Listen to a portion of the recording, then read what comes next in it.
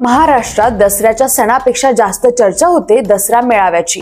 ठाकरे, शिंदे, मुंडे, जरांगे आणि आरएसएस यांचे दसरा मेळावे, त्यात होणाऱ्या घोषणा, एकमेकांवरच्या वादग्रस्त टीका, हा पॅटर्न काय महाराष्ट्राला आता नवीन नाही, पण तरीही त्याची उत्सुकता असते।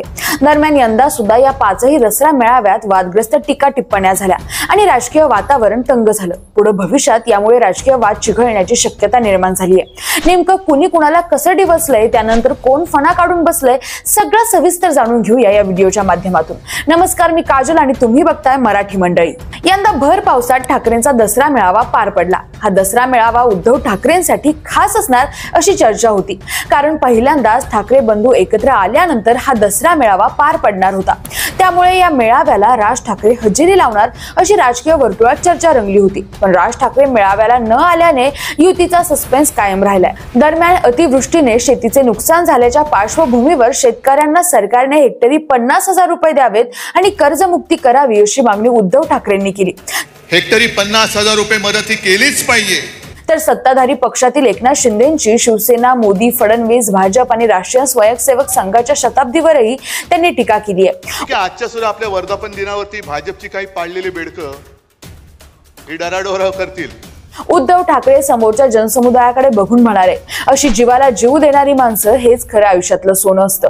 म्हणूनच अनेक पक्षांचा शिवसेना फोडण्याकडे डोळा आहे। त्यांना असं वाटलं की काही जणांना त्यांनी पळवलंय, पण जे पळवलं ते पितळ होतं, सोनं माझ्याकडेच आहे। ते पुढे म्हणाले, वाघाचं कातडं पांघरल्याची गोष्ट आपण ऐकली आहे, पण बाळासाहेबांच्या भगव्या शाली पांघरलेल्या गाढवांचं चित्र मी येताना बघितलं। गाढव ते गाढवच म्हणत उद्धव ठाकरेंनी एकनाथ शिंदेंना टोला लगावला। किती उतावळे झाले, किती लाचार झाले, युती करता का माझ्याशी, युती करता का माझ्याशी। त्यावर एकनाथ शिंदेंनीही उद्धव ठाकरेंवर जोरदार पलटवार केला। ते म्हणाले, बळीराजा संकटात असल्यानं राज्यभरातील शिवसेना पदाधिकाऱ्यांना त्यांच्या जिल्ह्यातच थांबायला सांगितलंय। बळीराजाचं दुःख मोठं आहे, पशुधन वाहून गेलंय, जमीन खरडून गेलीये आणि घराची पडझड झालीये। मी स्वतः बांधावर जाऊन बळीराजाचं हे दुःख पाहिलंय। जिथे संकट तिथं हा एकनाथ शिंदे धावून गेल्याशिवाय राहणार नाही। मी एक शेतकऱ्याचा मुलगा आहे, म्हणून शेतकऱ्यांना वाऱ्यावर सोडणार नाही।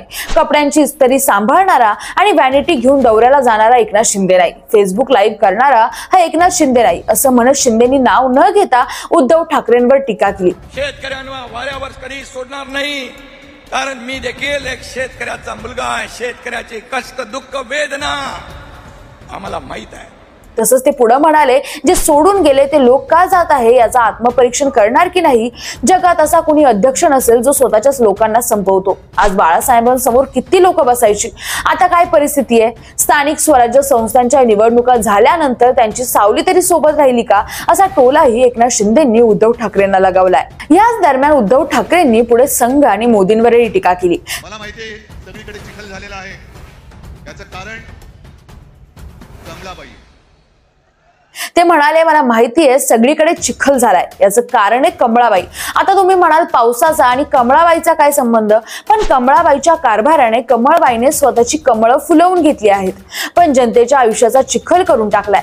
याची 2017 साली जाहीर केलेली कर्जमुक्ती अजूनही होते। शेतकरी अजूनही त्यांच्या प्रतीक्षेत आहेत। आज आपला दसरा मेळावा होतोय, आणखी 2-3 दसरा मेळावे होणार आहेत, परंतु मला बाकीच्यांबद्दल बोलायचं नाही। पण संघाचा दसरा मेळाव्यावर मी नक्कीच बोलणार। आज संघाला 100 वर्ष पूर्ण होत आहेत आणि नेमकी गांधी जयंती हा काय योगायोग आहे। खरं तर जन सुरक्षा कायदा आपल्याला तोडून मोडून टाकला पाहिजे, कारण मोदींची स्तुती करत होते तोपर्यंत सोनम वांगचुक हे देशद्रोही नव्हते, पण आता त्यांच्यावर आरोप केला जातोय की ते पाकिस्तानात एका शिष्टमंडळात गेले होते। तर मग नवाज शरीफचा केक गुपचूप खाऊन येणाऱ्या मोदींना काय म्हणायचंय, याचं उत्तर आम्हाला मिळालं पाहिजे। न्याय हक्क मागणं हा या देशात देशद्रोह होतोय। 3 वर्ष मणिपूर जळतंय आणि मोदी आता काल परवा गेले होते। मला मोहन भागवतांना विचारायचंय, तुम्हाला समाधान आहे का की ज्या कामांसाठी संघाने 100 वर्ष मेहनत घेतली, त्या मेहनतीला आज लागलेली ही विषारी फळं तुम्ही पाहिल्यावर तुम्हाला समाधान वाटतंय का। अंगावर माझ्या येणार असेल तर अँब्युलन्स घेऊन यायची, कारण येताना सरळ याल, जाताना आडवे होऊन जाल। यावर ठाकरेंच्या टीकेला प्रत्युत्तर देताना एकनाथ शिंदे यांनी मोदीची स्तुती केली। ते म्हणाले, राज्यात त्यांचं सरकार असतं तर काहीच सुरू झालं नसतं, हे स्थगिती सरकार होतं। मी मुख्यमंत्री झालो, हे सर्व स्पीड ब्रेकर उडवून टाकले, सगळं बंद होतं, मंदिरं बंद होती, मी आलो, सगळं हटवलं। दुसऱ्या टप्प्यात आम्ही एकत्र येऊन आजही वेगाने काम करतोय।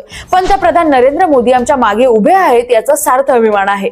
पहलगाम मध्ये आपल्या बहिणीचं कुंकू पुसण्याचं काम पाकडे यांनी केलं, त्यांना धडा शिकवण्याचं काम मोदीजींनी केलं। मोदीजी दबावाला बळी पडले नाहीत. भारतीय लष्करावर संशय घेणाऱ्यांचा दसरा मेळावा पाकिस्तानात व्हायला हवा होता असंही शिंदे म्हणाले. तसंच आगामी बीएमसी निवडणुकीवर बोलताना शिंदे म्हणाले, निवडणुका आल्या की यांना मराठी माणूस आठवेल.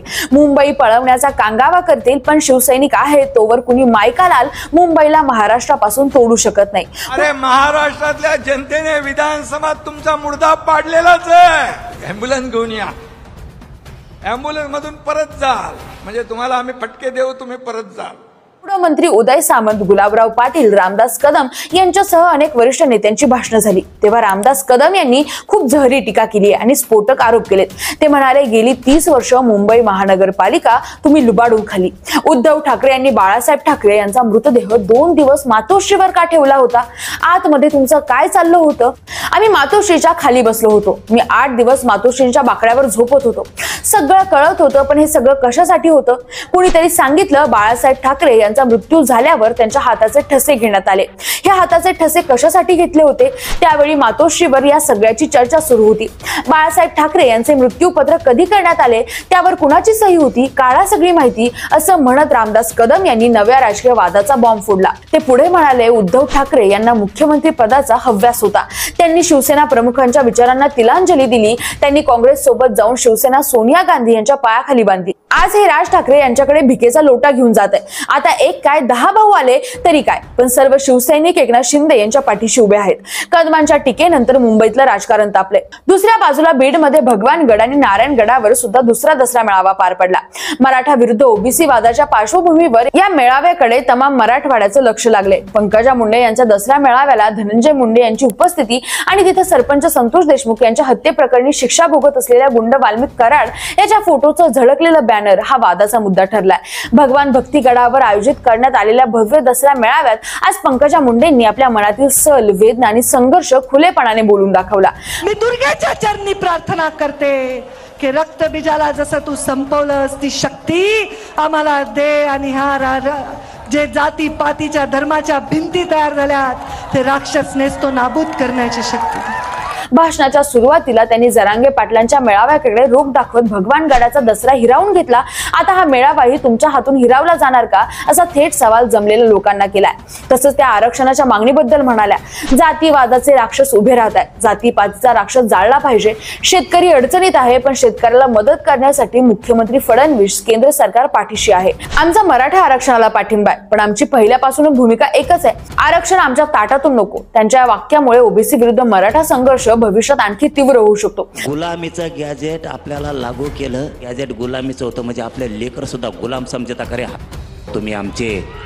कारण दुसऱ्या बाजूला जरांगे पाटलांनी नारायणगडावरून आरक्षणाच्या लढाईची मोठी घोषणा केली आहे. ते म्हणाले, राधाकृष्ण विखे पाटील यांचा 7-8 दिवसांपूर्वी फोन आला होता.